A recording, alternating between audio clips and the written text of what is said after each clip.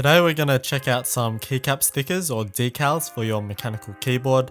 This is another option in customizing your own mechanical keyboard that doesn't require too much work and isn't as costly as buying a whole set of expensive aftermarket keycaps. To try these out, I have a used Ozone Strike mechanical keyboard. This is perfect for the job since it's full sized, so we can utilize all the stickers that we have.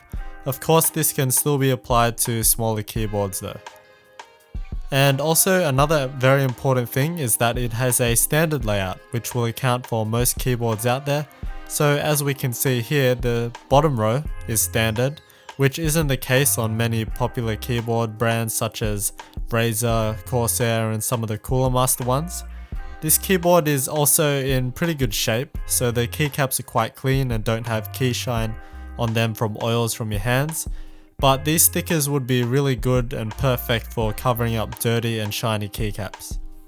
Also, the escape key is missing and the Cherry MX black key switch is physically broken, so I'll fix that after I disassemble and clean the keyboard. To get a properly clean keyboard, I have no choice but to paint it, and this is because I need to sand it to remove small scratches and such. So I sanded it, primed it, painted it, and then top coated it. I also desoldered the broken key switch and replaced it with another Cherry MX black key switch. If you want more information on doing this, I have a video on it as well.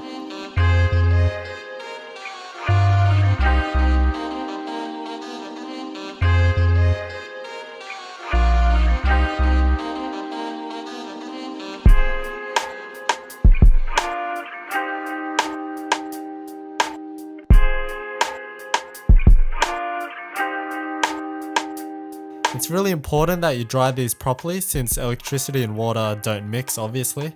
If you leave them to just naturally dry, they might take a while because the water gets stuck up inside the keycap.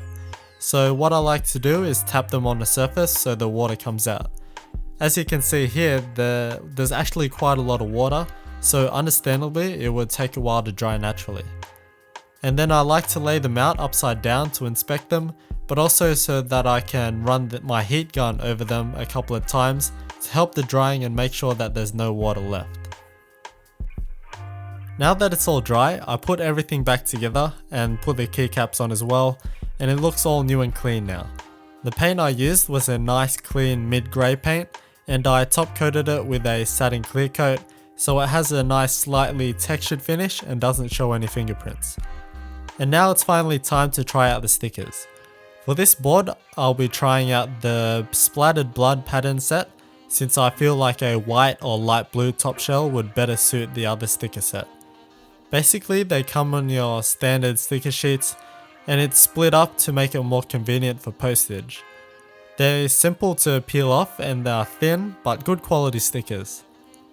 I'll start with a numpad, but before you start, it's good to brush off any visible dust that may have fell on the keycaps and make sure that your hands are clean. The quality is good enough that you can cleanly peel it off and reapply it if you don't get it aligned properly.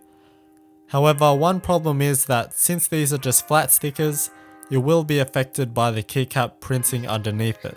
It's difficult to see on this zero key, but there is some bubbling in the bottom left hand corner because that's where the original printing was, so it pops up a little bit.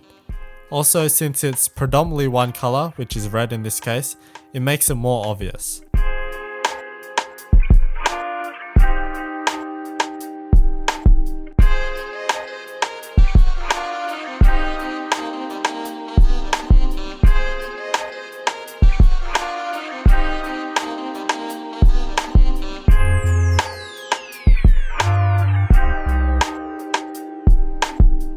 And that's the numpad done.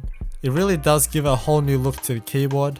The fit of the stickers is perfect and it gives you just enough room around the edges so you don't need to stick them on with absolute perfection.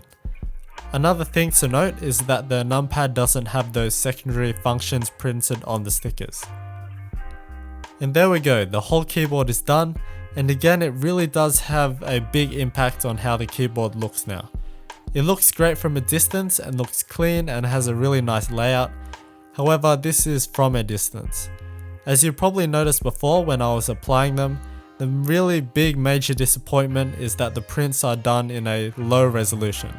This is extremely disappointing and really doesn't make any sense. The characters aren't too bad, but they aren't crisp as well. But the blood image quality is really poor, and this goes for the other set I have as well. The character printing is proof that the quality can be better, but the poor resolution of the image printing is unforgivable and can be easily fixed by having a better quality image before printing. Other things to note are that the F and J key have little cutouts for the little bumps on the keycaps, and the stickers will cover any secondary functions that your keyboard may have, such as the media functions in the function row on this keyboard. But I'm fine with this since aftermarket keycaps do the exact same thing, so that's no big deal to me. The sticker surface is matte and has a fine texture to it, which feels quite nice and is similar to your typical ABS plastic keycap texture. So that's that. It's a great idea, but the execution of the product is really poor. It does look great from distance, but up close you will see this pixelation. This can easily be fixed by the company who prints this, so maybe then these will be a great option.